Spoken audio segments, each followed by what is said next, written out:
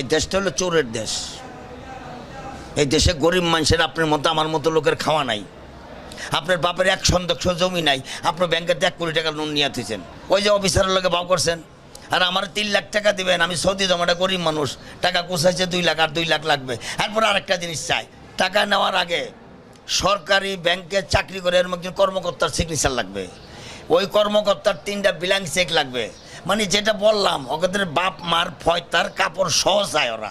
এটা তো দেশের কালচার না ভাই। 3 লাখ টাকা আপনি এত কিছু চাচ্ছেন, অযথা আপনি একজন মিডিয়ার লোক, আপনি হ্যালো লোক আছে, একজনের প্রধানমন্ত্রীর লোক, আপনি চাইলে ভুয়া কাগজ ডাবল করে হাজার হাজার কোটি টাকা নিয়ে যাচ্ছেন।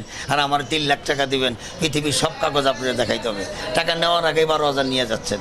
আপনি সরজমিনে যেতে চান, আমার লোকে চলেন, আমি নিয়ে যাই আপনার প্রবাসী কল্যাণ ব্যাংকে। 3 লাখ টাকা আনতে যা চাইবো, আপনি ওখান থেকে নিজের গালে নিজে জুতা দিয়ে বেরিয়ে আসবেন। বলে আর জীবনের টাকার লেগে এখানে আসবো না, ভিক্ষা করবো মানুষের কাছে। এটা সেই বাংলাদেশ। পাই নাই না, শুধু ও যা চায় হইনাই তো আমি স্টক করছি। চাবো কি? চাওয়ার আগেই তো নিয়ে যাচ্ছে 12,000। এই ফরম, ওই ফরম, এই ফরম, ওই ফরম।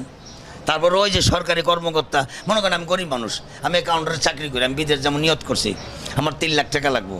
আমার তো সরকারি কোনো লোক নেই ভাই, আমার তো সরকারি কোনো অফিসার নাই, তাহলে আমি তো টাকাটা পাচ্ছি না। আর আপনি সরকারি একজন কর্মকর্তার ব্ল্যাঙ্ক চেক আপনি তো গভীরতা আত্মীয়তা ছাড়া দিবেন না, দেবে কেউ? তা আমার তো নাই।